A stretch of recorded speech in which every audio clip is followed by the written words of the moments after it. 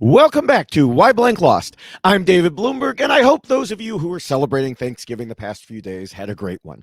From the sound of things, Kyle has a great many things to be thankful for in his life. Mm-hmm. But the outcome of this week's vote was not one of them. I, however, am thankful to be joined, as always, by my co host, Jessica Lewis. Yes, I am here. I am back. Unfortunately, I wasn't able to celebrate Thanksgiving the way that I had intended due to the weather. So, unfortunately for myself and my family, we were not together on the holiday. However, we did FaceTime and that was lovely. But I don't know why I still live in New York. I question it. I really do. Mm. Like the weather is just awful here. It's just terrible. But anyway, I hope everyone did enjoy despite bad weather in certain places because I know it was truly, truly problematic for people and traveling issues. Yeah. All right, well, jumping into this right now because, we're already a little delayed thanks to the holiday. Yes. But some people may be listening right now and saying, "Well, it's obvious why Kyle lost. Do we really need a whole podcast on this?" Now, that won't be most people because if you're actually listening to this, you already know that. Those are mostly the people who just post comments without listening. So, yeah. But to those who might ask, I say, yes, we do need a whole podcast on this because what's supposedly obvious almost never tells the whole story. Mm-hmm. Even Yes. Rachel said in Tribal Council this week, I definitely had discussions today about people who were not Kyle, who were Mm-hmm. seriously considered. So I don't think it was just Kyle doesn't win immunity and we're voting out Kyle. It was Right. more nuanced than that. Yeah. So yeah, our discussion will look into some of those nuances. If it was so obvious, why was anyone else's name considered? Why did Mm-hmm. two of the five members of the Underdog Alliance advocate for someone else? And Mm-hmm. was there anything Kyle could have done differently to change the outcome? To answer all those questions and more, we will compare Kyle's game to my rules for winning that I originally wrote way back after season one and have been updating ever since using all the non spoiler information available to us from what we saw on TV, interviews, social media, and secret scenes. And the newest version can, of course, be found at robhasawebsite.com/yxlostfeed and clicking on the link bubble for the Survivor rules. Now, I mentioned interviews in there. We should mention that this is the rare situation where we are recording this podcast before Kyle's interviews come out, obviously because of Thanksgiving. So Mm. it's slightly possible that he could say something that would add to one rule or another. However, out of all the possible scenarios for someone being voted out this particular week and us not having access to interviews yet, I think Kyle is the best one just for these purposes because Mm-hmm. I don't expect him to suddenly reveal like he had a whole bunch of secret alliances or hidden moves or something that will alter our overall analysis here. Agreed. Completely agreed. So, all right. But before we address how Kyle did in terms of the rules, we always have some other things to discuss from the episode. And I want to start with Andy again because he has become such a central character. Mm-hmm. And it's kind of hard to say what we're supposed to make of him. Like some people are saying he's obviously going to win. Some people are saying he's obviously a zero vote finalist. Some people are saying things in between. And over the course of the past two episodes, or few episodes, it seemed like he was rising in power. But then we heard Genevieve talking Yes. about how people think he's good to bring to the end as essentially a goat. She didn't say that word, but um, Mm-hmm. this obviously undercuts what we've been shown about Andy having a good story arc to overcome his earlier situation. And once he found out about what she said, he got upset and he said, I've been playing a game that nobody is seeing and I'm sick of it. Mm. I'm sick of being underestimated in this game. The thing is, he may think it's ridiculous, but he has to convince everybody else to abandon their perceptions because he said it. He was playing a game that nobody else is seeing. Well, that's great to keep your threat level low, but if nobody else is seeing it, well, then you're going to have situations like Genevieve and maybe worse when you get to the end. It is a very difficult tightrope to walk. And I do think that Andy is very reminiscent of Xander, who we saw a very similar type of edit occurring where we were watching the show thinking, wow, Xander might actually have a chance if he makes it to the final three. And then we find out after the fact that everyone wanted to bring Xander because nobody thought Xander was going to Mhm. win. And we didn't get any little hints like we did this episode with that one. I mean, that was a Yeah. big, big hint that Mhm. Genevieve dropped, that what we are seeing might not necessarily be what everyone on the island is seeing, because a lot of what we see from Andy is happening in confessionals, and there are discussions that he's having one-on-one with individuals, but he seems to be building himself up a lot in his Yeah. confessionals, and that's where I think a lot of that belief is necessarily coming from, is that Andy is doing this and Andy is doing that. And I have the best relationship with Sue and Caroline right now. But does he? I don't know. Right. That's what he's saying. And so I do think that Genevieve saying that, I don't think that was just coming from Genevieve wanting to point the finger in a different direction. She's very aware that she's one of the targets. Right. So for her to be saying, "Listen, let's go after the people who are taking those third Mhm. spots away from us. Let's focus on them," I think is a very, very honest depiction and explanation of what we're just not seeing. Right. Yeah, I mean, this whole Andy thing makes me think back to the Annika vote, where he had this elaborate but totally unnecessary scheme to fool her and Rachel. And Mhm. he thought he had really done something there. And we said at the time, like, what was that? That was a big nothing. Mhm. Now we're seeing these conflicting views of Andy from others compared to what he thinks of himself. So Yeah. I wonder if looking back, that was a sign of things to come. Like he'll be in the final three and say, I fooled Annika. And Sierra and Sam will be on the jury, like, no, you know. Yeah, Um, right. Now, Mhm. on the other hand, the confusing thing to me is when he did it, it wasn't portrayed in like a clowny way, but as if it was serious. And that's why we were so confused because we're like, Mm. why is the show making it out like he has really pulled this off when we know he didn't? Um, Well, and I'm curious, I'm not trying to cut you off, but I am no, curious if we're coming back to the edit portion of it, because perhaps CBS doesn't want the winner to be so incredibly obvious. And yeah, so maybe they're trying to balance the edit out a little bit more and make it appear as if someone else could be winning. My sister said to me, she's like, "Oh, Andy's totally winning." And she's someone who is a casual watcher of Survivor. hmm, She loves the show, but she doesn't delve into anything beyond watching the program itself. She'll talk to me about it occasionally, but she's just watching the edit. right, And so I think that perhaps that is something else that could be happening, is that they're just trying to make it a little more like, oh, who could win, depending on yeah. who the three that are sitting there. I mean, that could be. That could be. The other thing is maybe your sister's right and he does win and they're showing Hmm. it to bolster the idea that he has been doing things even though Sure. we're sitting here like but has he really? Right. But Um if he's doing things and they don't know, he is going to have a really right, hard tribal council, which you've already spoke on. So right. if he's maybe incredible in his final tribal and convinces everyone, I've done all of these things, and they finally see it. I don't know. Well, and that's the thing. We are also hearing some very intelligent things from him. Yes. For example, he told us this week, I'm a numbers guy, but I can't just sit here and algorithmically determine the correct path because there's so much variance. And all this variance comes from the people themselves. People are tricky because they have all these different priorities, and not everyone out here is an AI agent playing to optimize their win condition. And yeah, it's important that people recognize this. It's like, and I'm sure I've used this example before. It's like trying to play poker against someone who doesn't really know how to play. Yeah. You can assume they will play what's called game theory optimal, but you'll be wrong a lot. Like you can Mhm. look at their cards and say, well, with those cards and that board, they're going to do this. And then they don't know any better.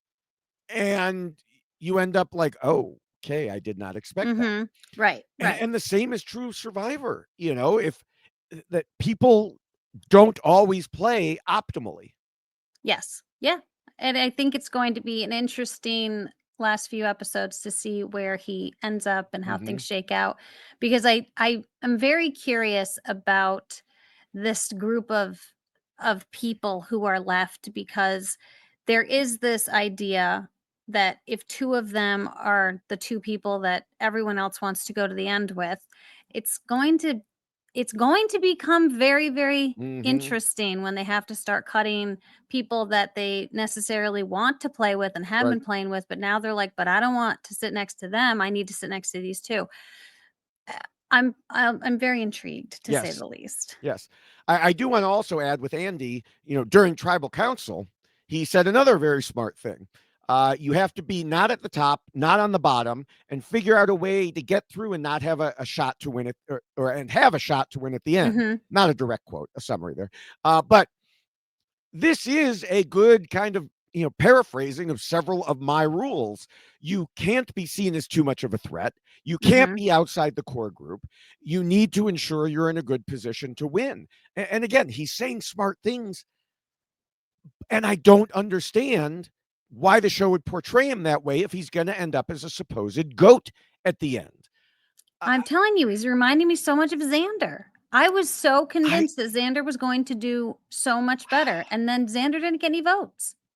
So I'm it's trying it's to certainly remember. possible. See, I don't remember my feelings on Xander at the time. I feel like at the time I knew Xander was not getting anything, but my memory could be tainted by what we learned afterwards. So I Well, would, we can also look at yeah. Owen. Owen was another one too, right? Where he was Well, getting good content. Owen was a Charlie Brown, and I think he would acknowledge that. Like Owen and Jake, they were portrayed as, I think everyone knew they were going to be 0 vote finalists for a But while there. but I will say though that there is a very heavy edit Hmm. regarding Andy, just as there was a very heavy edit regarding those three individuals. Yeah. And they can certainly pick and choose what they want to show. But in his confessionals, again, Andy's selling himself. And Yes. so that's what we are seeing so much of. I don't know. I mean, we know Jake wasn't selling himself, right? He was very self-deprecating when Yeah. he would talk about himself, and so I do think that those confessionals end up becoming much more significant in how you necessarily view what they're doing, because you're hearing it from this person and going, "Oh, well, is that like again, Caroline and Hmm. Sue? Like, is that really what's going on? Is that Right. really what's happening?" And so if we are being told the story more from Andy's perspective, well, that's the way he sees it, Right. not necessarily the way everyone else sees it. Yeah. And right now, if you know that Sierra is, well, we know Sierra is on the jury. And then if Sam ends up over Hmm. there, they're going to be able to say a lot of things about Andy that other people might not necessarily know. And Rachel too, depending on where she ends up. So Yeah. I do think that there's some issue there that could be related to the edit. Maybe he's a Kaiser Sose and he's going to get in there and just Hmm. knock it out of the park and end up winning. But it is very, very interesting the way that they have portrayed him. And we've said it all along. When people like Andy play this game, you need to get rid of them right away.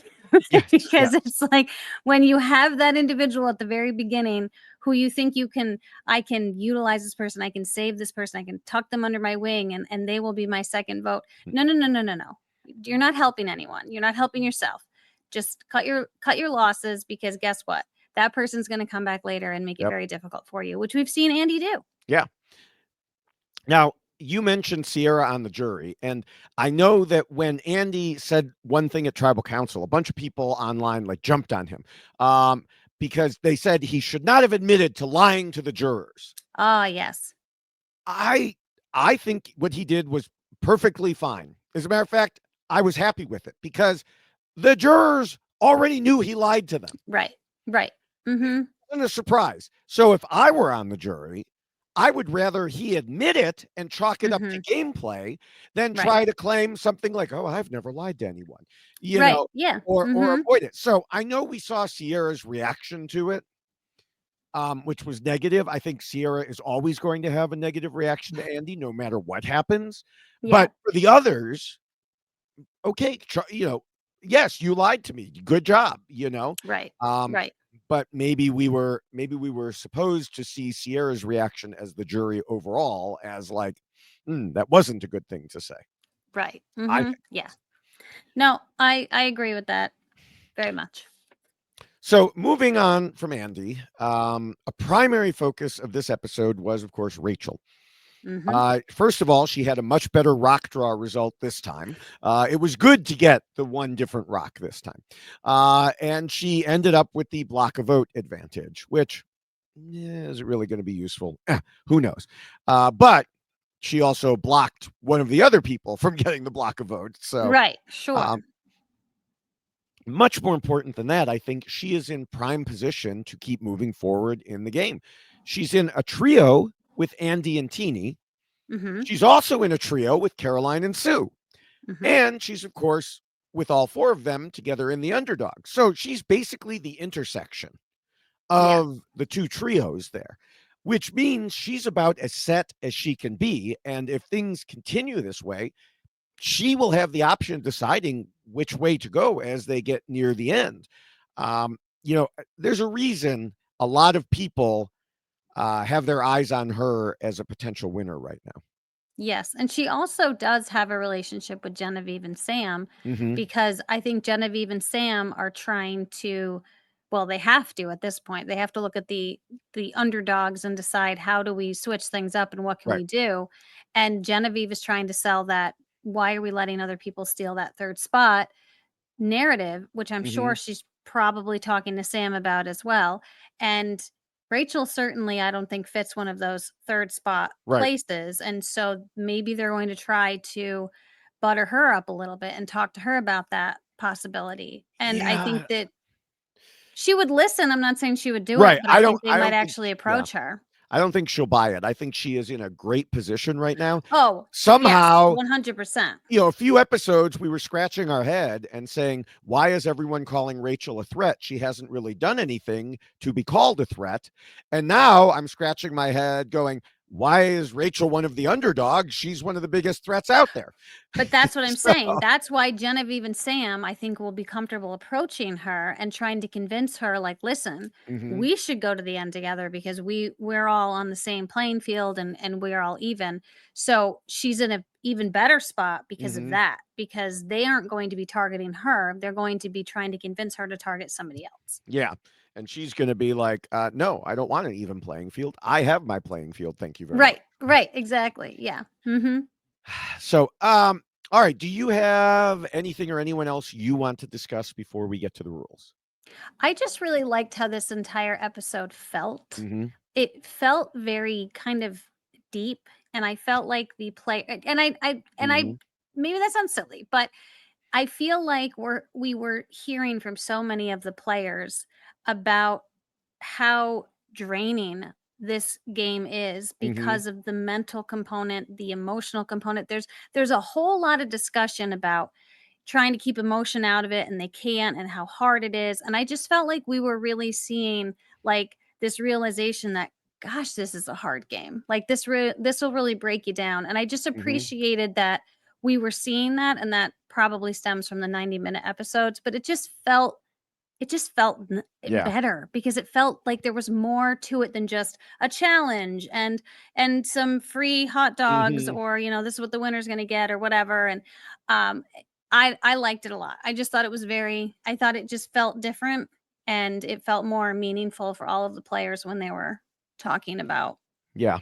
their Yeah. end game. It's not often you get to see someone's literal villain origin story. And we saw that with Genevieve. She was Yeah. like, I chose to stop having a heart and become a villain, Mhm. and Yes. it's like, Yeah. dang, she's gonna be fighting Batman next. Yes, and they also I think it's very interesting, and I'm curious if this again goes to the edit, right? If perhaps this is becoming more of a significant component because they all gave up their shots in the dark for the Hmm. rice, right? And so all of the people that are now going, gosh darn it, I probably needed that. So I'm sure Jeff is just loving that Oh component yeah. that they're kicking themselves for giving up something that we've complained about Yep. so much Yep. about it even being introduced into the game that now players are like, oh, I shouldn't have traded rice for Yeah. that. Yeah. So All right. Well, there were, of course, some other things going on, and I will be putting some of it in my YouTube shorts at David Bloomberg TV. Some of it's already there. mhm. Just, this morning before traveling and recording this, I posted about the Andy situation and, him complaining about being seen as a goat. So, you can go to my YouTube shorts to see that. Before we get to how Kyle did, we do want to mention that the rules we're about to discuss come in a shorter and much more colorful version in poster form. They do. And as we've hinted over the past couple weeks, these posters are now on sale for the holidays. On sale. That's right. We started as a Black Friday sale. Now it's a Cyber Monday sale, and then it'll be every day that ends in Y to the holiday sale. Yes, and we've made a couple of sales, so people are definitely taking nice. advantage of the sale price. So please jump on that, order it, buy it for your loved ones. It's a great holiday gift. Just buy it for yourself as a little holiday gift. It's lovely. So yes, so please. it is 20% off, so that's only $16 plus shipping. Go to robhasawebsite.com/yxlostfeed, scroll down to the poster, click on it, and order it. And, our shipping department, order it soon so our shipping department there isn't running to the post office, right up against the Christmas deadline, which is also the same as the Hanukkah deadline this year. So, I know. I was looking at these dates and I'm thinking, my gosh, I need to really get going on this stuff. In addition, you can scroll down on that page and find the poster on a T-shirt and the checklist on a T-shirt. And I was right that RHAP is running a patron-only Black Friday, Cyber Monday deal. Now, I think it may only go till Cyber Monday, which means hopefully you are listening to this right now, or you already know about it because you're a patron. And so, there's a % off on those shirts. They are separate from the poster. But also, if you're not a patron, there is a big special, a holiday special of 47% off for your first month for becoming a patron. There you go. I don't remember the deadline on that. So look into it, do it quickly, just to make sure that you get all these deals. Listen, I have to tell you a funny story before we get to Kyle, because this is about you, David Bloomberg, and deals and sales. I was going to say, you have to tell a funny story about me? Wait a minute. Yes. So I happened to be in Sam's Club with my husband maybe a week ago, and there were these 2 massive bags of your favorite candy.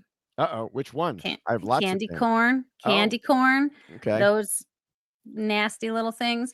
And I was like, look at these. They were like on crazy sale. And I was going to buy them. And my husband's like, are you insane? Do you see how heavy those are? They're like 4 pounds a bag, like each. You're going to mail those to Bloomberg? You might as well just go on Amazon and buy them one because you're not going to save any money. And I was like, damn it. Yes, anyway, a couple of holidays ago. So my wife always makes a particular dessert that it's a type of cookie that and she brings it for various family members.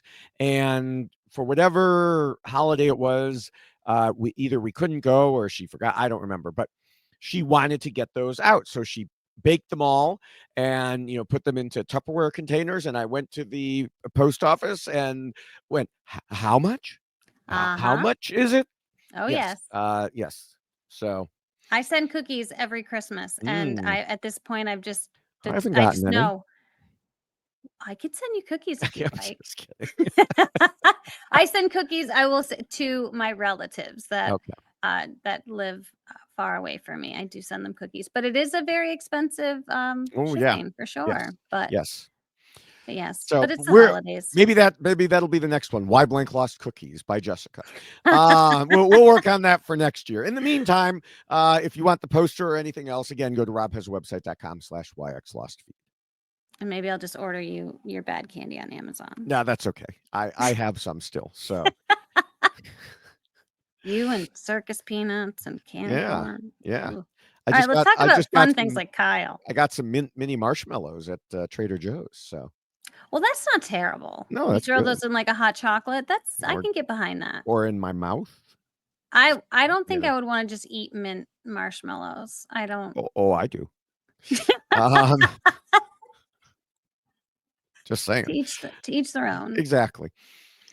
All right. Well, Moving on from food, Yeah. we feel like we're on Survivor, where they're just always discussing food because they don't have any. Uh-huh. But I know. I can just go up to my pantry and get some, Me too. especially after that Trader Joe's run. Um, uh, all right. So in the beginning of this episode, Kyle said, "I feel like I need to win every single immunity." And, by the time he said it, yes, he did.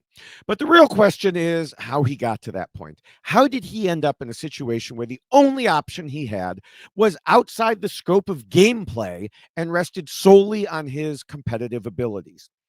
It went beyond just his ability to win challenges and even more than being, in his words, a family man with a good story. What did he do and not do to put himself in that position? At RHAP, we know Survivor and we know why Kyle lost. Mhm. So we might as well go out of order for the second week in a row and start our discussion with Rule 6, which of course warns against being too much of a threat. Kyle obviously violated this rule, but it wasn't just winning challenges, though that was certainly the most obvious part of it. Mm. Other players and Kyle himself knew there was more to it. Teeny did a good job of summarizing most of the reasons after Kyle didn't win immunity this time by saying it is beyond overdue for us to take Kyle out. Getting Kyle out will be a way to help all of our odds in this game because I don't think there's any beating Kyle in this game. He's too good of a competitor. He's got too good of a story. And people just like Kyle. I almost felt Yes. like that Saturday Night Live skit. You're like Kyle looking in a mirror. You're too good of a competitor, and gosh darn it, people like me. Right, they do. Uh, Except Sue. yes, Except exactly. Sue. So let's break down this rule in terms of the way Teeny spoke about it. We'll start with competitions. He was lauded as the big threat challenge, having won immunity 4 times. Of course, he didn't actually win against everyone all 4 times, such as the Right. split tribe, where he actually We would have have a come little in. asterisk next to one of those. Yeah, he would have come in third place if he had been against the Mhm. whole group. Nevertheless, he was tagged with the perception of winning a lot. And I think it's true that he had overall the best chance of winning a random challenge compared to everyone else. As Teeny told the other players, with him gone, everyone will have a better chance of immunity. Mm. And that is very fair because I do think that one thing to always be mindful of is you want immunity the closer you get to the end, right? And if there's someone who Mm-hmm. is potentially getting in your way of that, that's one factor that you can Yep. usually point to. But I think Kyle was very accurate in his descriptions when he was, I believe, talking to the group at camp about how there are survivors from past seasons who have won almost every single immunity at the end, and then they don't end up winning. So it doesn't necessarily mean you're going to win the game if you're winning immunities. However, that means you're sitting in the final three. So you're Yeah. taking that spot. And so Yeah. it's that weird, like, yeah, maybe you don't win, but you've taken that spot away from someone else. So it's certainly something to consider for people who might not win immunity but want to. And if Right. he's in their way, well, then having him gone is certainly helpful. Yes, exactly. And you know, it brings up the question, what is really the chance that Kyle would win out? Andy tried to explain it to the other underdogs, saying it was highly unlikely that he would win all the way to the end. Caroline misunderstood him, and so did many viewers. It even took me a rewatch before I got what he was saying. He basically assigned Kyle a 50-50 chance of winning any given immunity challenge. I think someone mentioned on the post show podcast that this was based off of him winning 2 out of the 4 times when it was just him against other individuals, all the other individuals. But either way, Andy then multiplied that out 50% times 50% times 50% times 50%. That's how he got to the 6.25%. And I agree with him that from a general standpoint, the odds of Kyle winning every single immunity challenge to the end are pretty small. But the thing is, he doesn't have to win them all to cause a problem. Uh, Mm, Brian B mentioned to me on Blue Sky, well, if you don't vote him out now and he wins 2 straight immunity challenges, well, now your underdog Alliance 5 have to turn on each other at final 6 instead of final Yes. 5. Yep. And it, Mhm. as Brian B said, it completely flips the dynamic within your group. It upsets your path to the end as far as interpersonal dynamics. Mhm. Suddenly, you're talking about a very different situation. And you know what? If I were out there playing and Andy convinced me, and then Kyle actually did that, I'd be like, screw you, Andy. I'm voting you out because I told you this was going to happen. Right. And that's a very, very fair point. Yeah. Now, also, without even considering any other aspect of the game, anyone winning that many challenges gains a sort of an aura around them. Mhm. As the numbers whittle down, as you said, everybody wants immunity. And that winner has more and more power. Plus, it just gets to be impressive. Even if you go in and say, well, I'm going to vote completely on strategy. If you see someone who wins out to get to the end, Mhm. who Mike Holloways themselves there, you're going Yes. to be like, Mhm. well, damn, that was impressive. Right. And also, if we get down to the point where he has to make, let's say he wins immunity and he gets to Mhm. decide the who's going to make fire because Right, we all exactly. love that so much.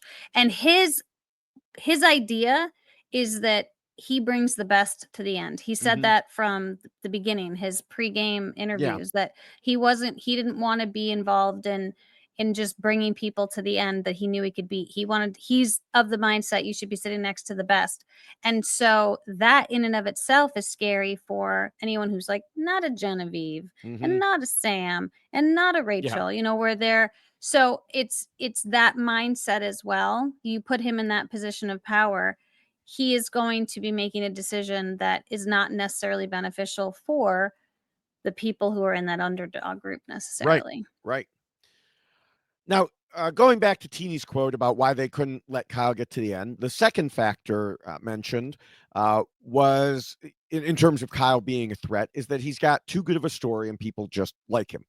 And as Kyle himself said on the show, I've been so vulnerable with my story and the reason why I'm here. They know it's an excellent story and that a family man is a dangerous person to have in the end game. And he's right. Mhm. While I don't subscribe to the idea that some people have that the jury is just giving the win to the person that they like the most, it would be very difficult not to take that into account as at least one of the factors with his family and life story, when considering how to award the prize at the end. Um, Mhm. by being so open and sharing that story with everyone, Kyle ensured that they all knew what they'd be up against if they went to the end with him. Yes, and then he made it even more highlighted after his vote because you just listened to him speak Yes. from the heart the way that he Right. was, and how would that just not melt people who are sitting Yeah. on the jury? It would be a very, very tough situation to combat and try to be like, but wait, look at me. What about Hmm. me? And over here. Yeah, I think that that was definitely a very real concern for anyone sitting next to him in the end. Yeah. I mean, I know that they did not see the end of 46, but we did. And one Hmm. of our criticisms of that jury was that some of them voted based on the answer to what are you going to do with the money? Yeah, It's not something I like, but they get to vote however they want. sure. And I can understand doing it if it's like, well, I think you both played an equal game, so therefore I need something to, Right. but okay, and so yeah, anyone who knows the history of Survivor knows it does come up. Yeah. Um, so now there is one type of threat that we haven't mentioned, and that is being a strategic threat. We will obviously discuss that in a few minutes in Rule 1. But Kyle himself made the case in Tribal Council that he was not one. The ironic thing was that as Kyle argued the point, and also argued the point that you just made a couple minutes ago, he showed that he understands at least some of the strategy of the game. And by doing so, he kind of made himself more of a strategic threat. Mhm. Mhm. Or I guess I would say he had the potential to become one if he had somehow made it past this vote. then I think there would have been a reason to worry about his strategic game, or at least the perception that he had used strategy to get past a situation where he should have been the obvious person voted out. Yeah. And I do think that there's a lot to be said just about the honest nature in which he played this game, which he's not someone who's like an Andy or scratching her head Right. going, "Well, how does everyone else perceive him?" Hmm. He's very vocal about what his thoughts are and what he thinks the game should be and how Hmm. people should play the game. He's not trying to hide any of that. And so I do think that that would definitely have could have crept in Right. too, that people would have thought it was more strategic than he necessarily even thought it was himself. Yes. Yes. Now, this leads us back to the overall aspect of what Teeny said in that quote about Kyle, that there's no beating him in the end. And again, if he'd made it past this tribal council and somehow made it to final three, obviously it would depend somewhat on who he was up against and how he got there. But if he actually convinced people to keep him and then at the end said he used his social or strategic skills to do it, I think that's a win right there. That on top Mhm. of everything else, or really, even if he didn't say it, if there was the perception that he did. We heard last week Gabe saying if Kyle is at the end, he wins, and Genevieve adding if he's there, I'm voting for him. Mhm. Yeah. So just letting him get past this point adds to his threat level. Yes. 100%. All right, well, we can now move back to the top of the rules and talk about the first and most important one, which is, of course, the scheme and plot. A few minutes ago in Rule 6, I quoted Kyle talking about being open and a family man, being dangerous at the end. He finished that statement, which I didn't quote yet, by saying, "So now it's time to step away from my physical abilities and just try to get into the social game of this." Now, first, I don't think he meant the social game as we talk about it, but rather the strategic game. The way he was talking about it, it only makes sense if he truly meant Mm, strategic game, which is kind of an indication that he didn't really separate the two. And, you know, right. part of the problem. Yeah. But the thing is, you can't just wait until you're vulnerable to suddenly decide, oh, now I'm going to play this very important aspect of Survivor. Right. That's something you need to be doing the whole time. Last week, we talked about how this rule says you need to play the game from your very first few minutes there, like Gabe when he made the alliance with Sue right away. Mhm. Yeah. Kyle didn't do that. He was kind of the opposite. He said in episode 2, the strategizing is the hardest part. I can live in the jungle. Yeah, but the thing is, living in the jungle is not the point of Survivor. Right. Strategizing is. Right. And you need to have a good combination of both because you are a great asset to your tribe if you are able to live in the jungle for sure. But you also need to remember you're playing a game for $1 million and that's going to come with some strategy components as well. It's not just Yes. about how well you can collect and chop coconuts and keep people fed and warm. It is about all of the other delicious components of Survivor, which make it Survivor, and that's the Right. strategy. Yeah, I mean, right from the start, Kyle was left out of the vote against TK. This put Hmm. him in a bad position within his tribe. But then Gabe offered him a lifeline and asked him to turn on Tiana. Instead of going along with it, Kyle rejected it and tried to get everyone else to turn on Gabe, completely missing the actual tribal dynamics of Gabe having a locked in majority on that tribe. Right. Yeah. Now it ended up not mattering at that point because they didn't go back to tribal council before the merge. And, by that time, he did manage to ingratiate himself more with Gabe. Um, Hmm. and the other three Tuku, aside from Tiana. But it illustrates the point that he did not understand how to play strategically. Well, and I think though we could give him a little bit of, I don't know, a pat on the back here for trying. Like he came up with what he thought was strategically better for him, but he was missing what was going on, like the big picture. Was it strategically better, or was he just annoyed that Gabe was suddenly turning on Tiana? Oh, well, that it might have just been sheer annoyance, but in Yeah, his mind, maybe he thought he was right. playing Survivor. Yeah, So, yeah, it certainly could have been. yeah. Now, the full ramifications of Kyle not understanding the strategic game didn't really hit home until this week. Until now, he's either won immunity or was saved by others who wanted to make their own move, not by himself, by others. But when he really had to fight for his game life this time, there was nothing he could do. He kept pushing the idea that you said earlier. Oh, let's do it this way. Let's do it that way. Let's Mhm. flip the script. Let's make a different play. Yeah. But you know what? He could say that however many times he wanted to, and he said it a lot. It Mhm. just wasn't going to work. He didn't have the strategic connections to make it work. Right, and at that point, the strategy is so far ahead of him with what everybody else is Right. doing that it's like you're running after a train and you're trying to jump on.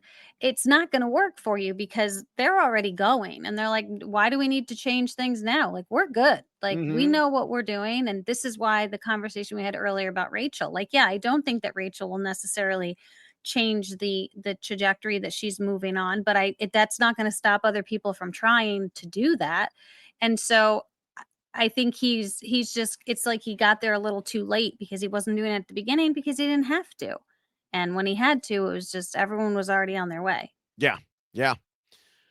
So, this week, Kyle talked about how he used to be a different person when he was being tossed around in foster care. But once he stabilized his life, he put that part of himself away. However, he said he remembered, quote, I do have the ability to lie. I do have the ability to manipulate, and I do have the ability to deceive. He talked to Andy about how the game brought out a side of him he didn't want his family to see and doesn't want to exist in the real world. And Andy wisely told him, they know it's two different things. But again, the problem for Kyle was it was too little too late. By the time he decided to bring out that side of himself, to use your metaphor, the train had already passed. Yeah. All he had left was talking to other people the train left behind, Sam and Genevieve about, oh, let's keep the biggest threats around, which of course was an obvious thing for him to say, but it just wasn't much of a strategy at that point. Right. Yeah. All right, well, we can move to the second rule, which says not to scheme and plot too much and to keep your scheming secret. While we just talked about how Kyle didn't scheme and plot enough, there were one or maybe two aspects where he actually did it too much, and both particularly relate to the same person. Back at the very beginning of the merge, we of course remember how Rome was trying to get dirt on people and spread it around. He spoke to Kyle, and at his urging, Kyle told Rome that Sam was the most threatening and Tiana, as well. Plus, he said that Sue and Caroline were close and some other things. Basically, Rome set a trap and Kyle walked right into it. Mhm. We talked a bit about it at the time, but you can't just give away information like that when someone new walks up to you and starts asking Right. you questions. I mean, this is like, it's like the police officer walking up to the guy and saying, "So, did you see anything there?" And they're just like, "Yes, I saw it all because I was the lookout." And I what are was you like, doing? "Where's he going with the Yeah, look?" Yeah, that yeah, I see. yeah. Yeah, if you're the lookout, you might wanna not just immediately pony up all the Right. information. And he gave it all away. Your mind needs to be in the game, and you have to think about what might be happening. Once Rome started spreading those things and it got back to Kyle, Kyle said, I'm one of the biggest dumbasses here. And I'm sorry, but he was not far off the mark since he never should have told Rome all those things. Well, and what I think Kyle suffers from is just nice guy syndrome, right? Like he just is a nice guy. He's very he reminded me of JT during his pregame Mm, interviews. Like he's just someone who is just nice. And I know we're not at that rule yet, but I yeah. think that because he is so nice and trusting and wants to believe other people are the same way, he didn't think Rome was setting a trap for him. He was like, oh, Rome's just talking to me. And I'll Hmm. talk to Rome about the things that I know because this is what we do. We tell them things that we know. And then afterwards, he realized, oh, no, wait, this is Survivor. You don't do that when you're playing Yeah. Survivor because people will use that against you. And I do think that that is a very hard lesson for people when they are playing this game, that you have to be thinking 5 steps ahead when someone Hmm. is having a conversation with you and think, what are they going to do with this information, if anything? And perhaps you want them to do something with that information, but you have to express it in a way that they don't know that. And so I just don't feel like Kyle was approaching this game necessarily in that way. He's just being a nice guy and he's having a Hmm. conversation. Yes, I agree with you. However, there was one allegation of a time when he was not being a nice guy. And that is another Yes. aspect to this discussion that may or may not be true. We don't know. Mm-hmm. In Rome's exit interviews, he claimed Kyle said some additional things that weren't shown about Sue and others. And then he wouldn't even talk about them, which just leaves it hanging there. We don't know what they might or might not be. I am not going to speculate. But what we do know is Sue was already mad at Kyle for voting against him in that first tribal council. He probably did not expect something like that would cause like a lifelong vendetta against him, but Mm, she sure thought so. Another possibility is that the vote was just the start. And whatever Rome might have spread around that Kyle supposedly said may have compounded those feelings. Now, again, we don't know. We may never know. But I just wanted to put it in there so people didn't say, oh, well, you're ignoring this part. It's right. possible. Mm-hmm. Either way, whether it was just because of the vote or because of something else, we never saw Kyle make a particular effort to make amends with Sue. Though, of course, he could tell us differently in his exit interviews. Sure. She might have just been like, sure, whatever, and then rolled her eyes. Still, we saw how much she held on to her feelings about him. You might not think it would matter if Sue was mad at him, but we have to remember she was in the newly formed Underdogs Alliance.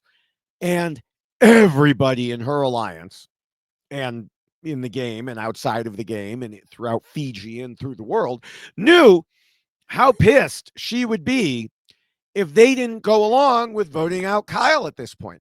So Yeah. even with Rachel and Andy talking about how they considered Genevieve to be a bigger threat overall, trying to change things on Sue would have blown up that alliance before it even got started. Yes. And so they are thinking those 5 steps ahead, right? Right. So if we can placate this person now, that's fine because it's not going to affect what we're doing next Yeah. because we can always do that other person next because we still have the majority. Yes. All right. Well, we have next the third rule, which tells players to be flexible. So, how do you think Kyle did in terms of this rule? I don't think he did very well. Yeah. I mean, you already mentioned the opportunity that was handed to him from Gabe, and he just was like, "Yeah, nope, not doing Mhm. that," because he had a relationship with TK and didn't. So it's, I do feel like he had a very big difficulty realizing when he needed to be flexible in this game and not necessarily just play with his heart or with his. I mean, he's a nice guy, and we've already said that, and Mhm. so I think that he did not separate things out well and didn't necessarily follow the rules relative to flexibility at the beginning, which then really became his demise towards the end because he lost that connection that he needed to move forward with someone like Gabe. I know that they still were a little bit close, but not what they could have been. They could have been much closer. And I also think that some of his interactions, like Sue, when he approached Sue at one point and was basically like trying to tell her what to do. I just feel like he was struggling with this rule quite a bit and didn't necessarily understand the significance of it when it mattered the most. Yeah. Yeah, I agree. Flexibility was not really Kyle's thing. Um, Andy said this week that Kyle was a one-dimensional player. I wouldn't quite go that far. I think he had two dimensions, winning challenges and being really likable. Um, Mm, the problem was two dimensions are not enough. Players need to be able to move in all different directions. And we mhm. discussed in the first rule how he just did not have that ability when it came to strategy. No. All right. Well, the fourth rule tells players not to let their emotions control them. Kyle talked in this week's episode about how he had a hard time separating his emotions from the game earlier in the season.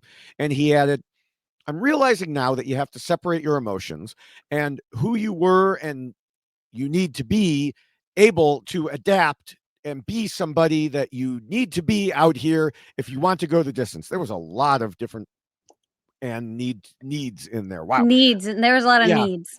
Um, and but buried in there was a good epiphany for him to have that you need to put aside your emotions or separate them. The problem was to add another need, he needed to understand it before going into the game, Yeah. not just before he was about to get voted out. Trying to put his emotions aside now to play the game doesn't help if he doesn't have any moves left to make. Right. I feel like a lot of Kyle's game was almost like a knee-jerk reaction to what was happening around him.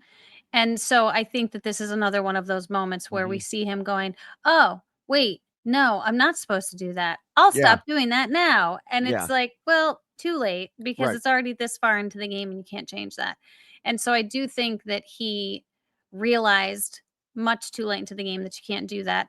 And I think he also, and I don't know really the best way to make this make sense because he's playing emotionally, but I don't think he recognized that other people were necessarily going to as well, Mhm. right? And so it was this kind of, if I'm just honest and I just say things, then people will just understand. But then he didn't realize that that can affect people as well. And look at Sue and how problematic their relationship became for whatever reason, Right. whether it be the vote or something else. And so I think that he forgot that other people might have that same response when they're playing the game. Yeah.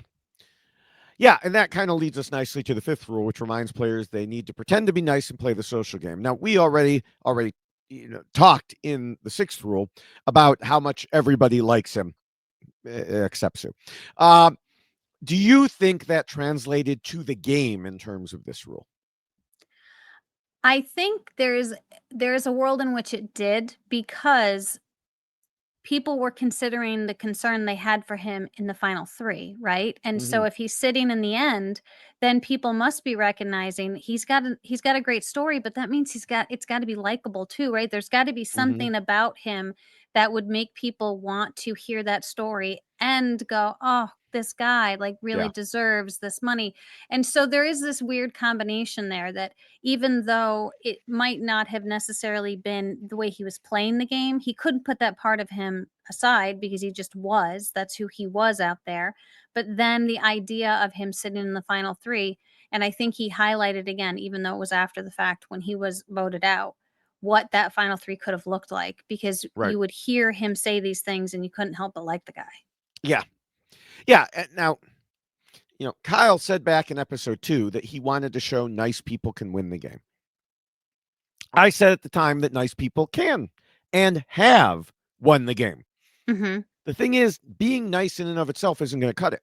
You still have to play. Yeah. And that includes the social aspects. You have to weaponize your niceness, turn it into something you can use in the game. Kyle didn't do that. Sure, everybody except Sue loved him. They all lined up, even Sue, to give him a hug on the way out. But the key is that it didn't stop them from sending him on the way out. Mhm. Yeah. If anything, it made it easier to do because of the threat aspect that you just mentioned. Mhm. He needed to turn his friendships into game relationships, and he simply didn't do that. Right. Yeah.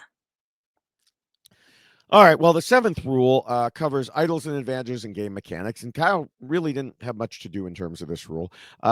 We didn't see him specifically looking for any, but we also know Gabe found the Tuku tribe idol right away, and then Sue found the red paint idol. So there really wasn't much point in showing anyone else on the tribe searching. I I don't really have much to say about Rule 7. Do you? No, and I'm curious at this point in time, there would be no reason for another idol to be back out in circulation, right? Well, I can't keep it all straight anymore. I mean, there shouldn't be because someone brought this up to me on I think it was Blue Sky. That why are people not suspicious that someone has that red paint title? And Right, but what's unfair about the red paint idol, and you have to forgive me, but that red paint idol was, and I could be completely misremembering all of Mhm. these things, but that red paint idol was the Tuku idol, and Yes, they went to the Tuku camp, so right, they don't then put another idol in play when correct, now it's the merge. Okay. right. But because of the timing, which I did not go back and check, I don't know the timing of when they found the red paint.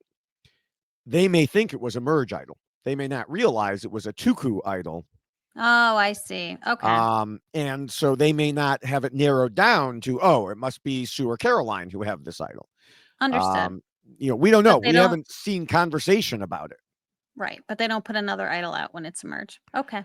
Yeah. That was all I Um, had to say about yeah. that then. Okay. All right. Well, we can move to Appendix A then, and it's about the players keeping their end goals in mind when voting. And we talk about voting out the weak, then the strong, then the weak, then the strong. And at this point of the game, they should be voting out the strong threats, like, the guy we described when we talked about Rule 6 about Yes. a half hour ago.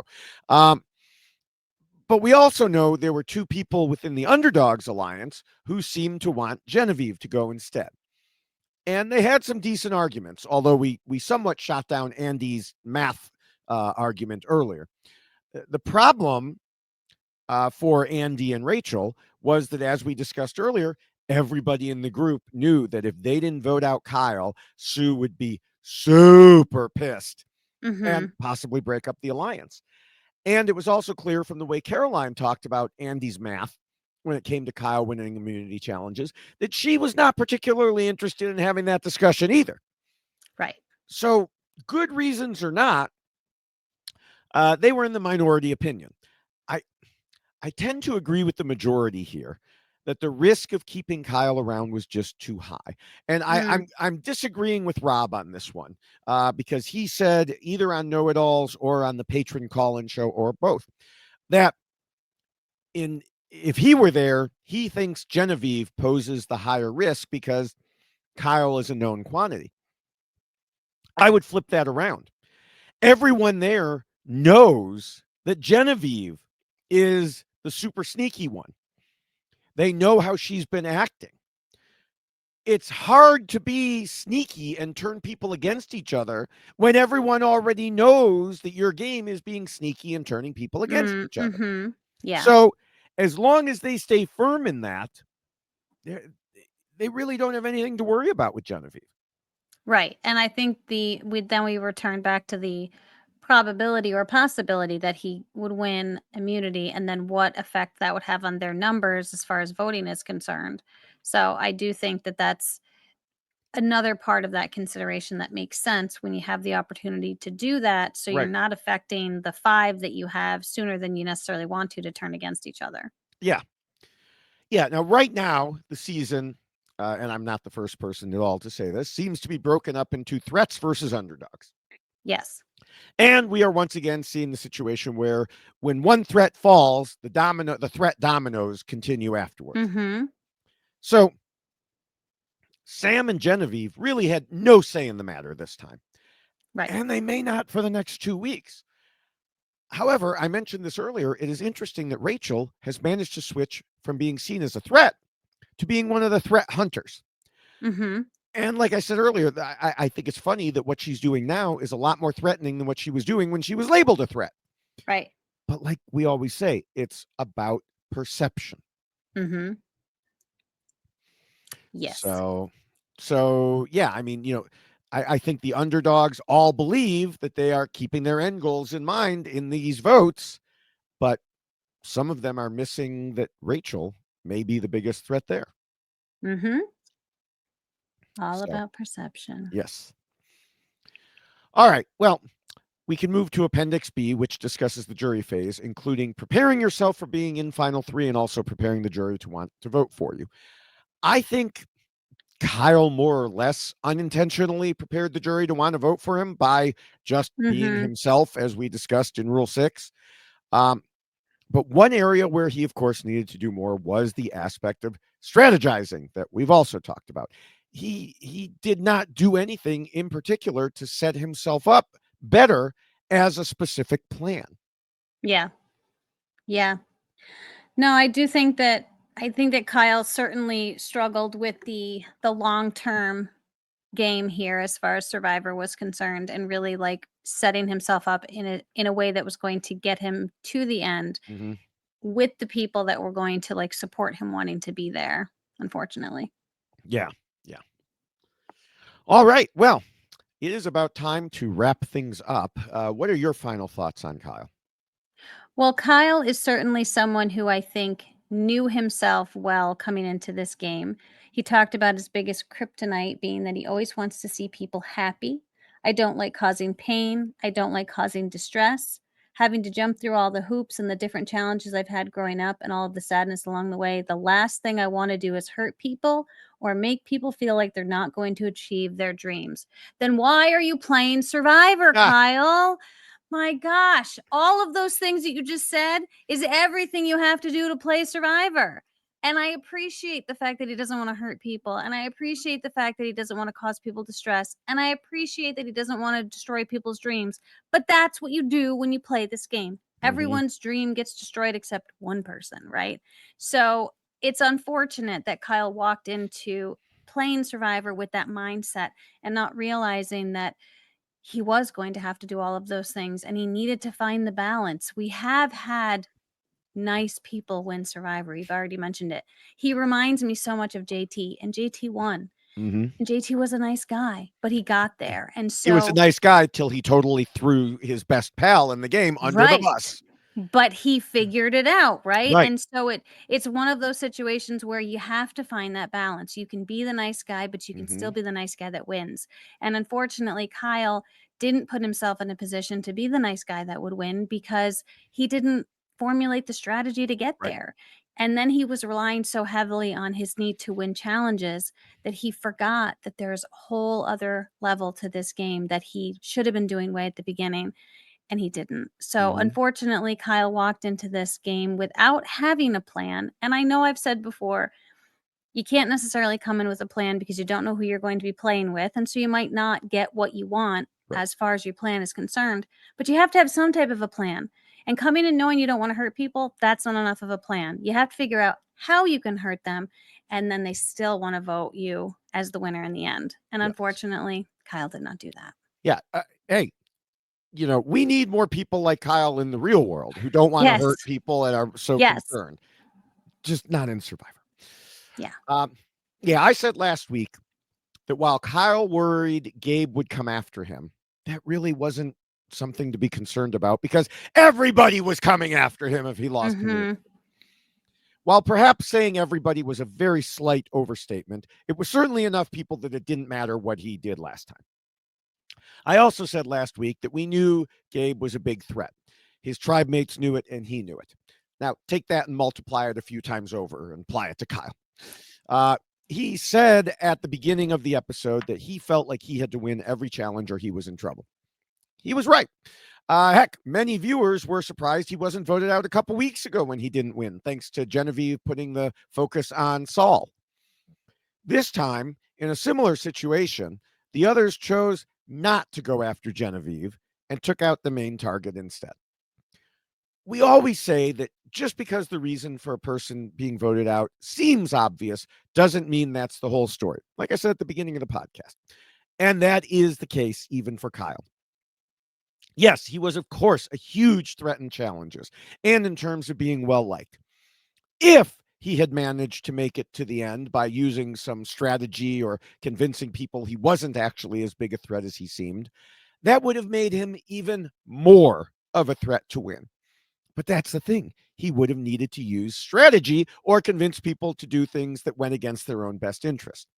And as Kyle himself said at Tribal Council, ultimately, he didn't execute the social game and the strategy game so well. I would go further and say when it came to the strategic element, it was almost non existent for him.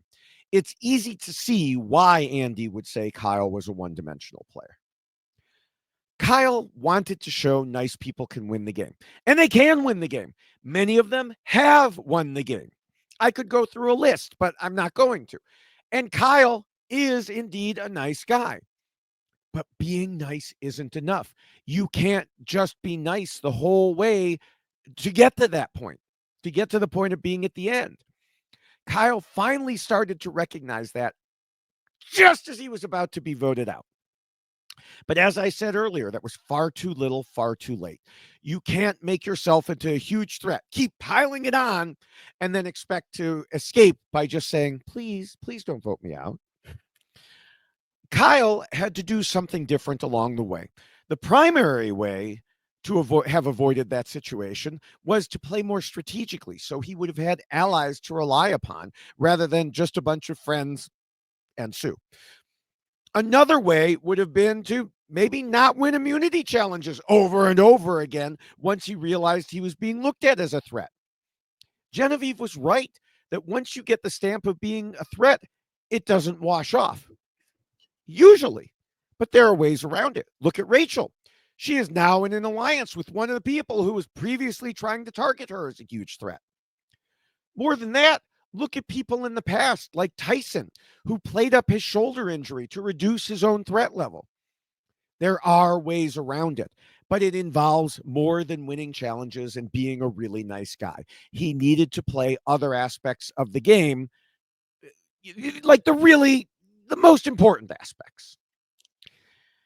Teeny said not taking out Kyle when he didn't win immunity would be the dumbest look ever for them. And the way things shook out, that was 100% true. But it only ended up that way because of the path Kyle chose, or more specifically, what he chose not to do. And that is why Kyle lost. Well, there we are. Yes. See, so an hour and 7 minutes we've explained to you why Kyle lost, and Yes. it wasn't just because he didn't win I immunity. mean, a chunk of that was Andy, but That's fair. That's fair. And Rachel. All right. Well, I do want to remind everyone before we get to our predictions, hang around. We still got more. That the rules we just discussed are available in T-shirt form on holiday sale. That's right. Also, did I say T-shirt form? In poster form. Poster form. And in poster on a T-shirt form, and in checklist on a T-shirt form. The poster, we know the sale is ongoing. Well, because we control that till the holidays actually hit. The T-shirts, maybe a shorter time frame. So, be sure to jump on that as soon as you can. Again, that is at robhasawebsite.com/yxlostfeed. Yes. What are we doing now? Where can people reach us? Okay. I was afraid we were doing predictions and I don't like those. So if you would like to reach us, I am at Jessica Lewis 89, both on Twitter and on Blue Sky. I do not get out there as much as this guy, though. He is all over social media. I should mention I'm at Jessica Lewis 6789 on Instagram, but you can certainly find me in all of those places.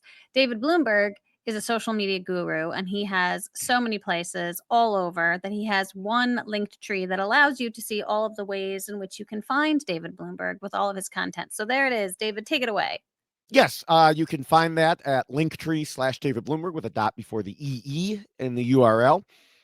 You can find me more directly on Blue Sky as at David Bloomberg, on Threads as at David Bloomberg TV.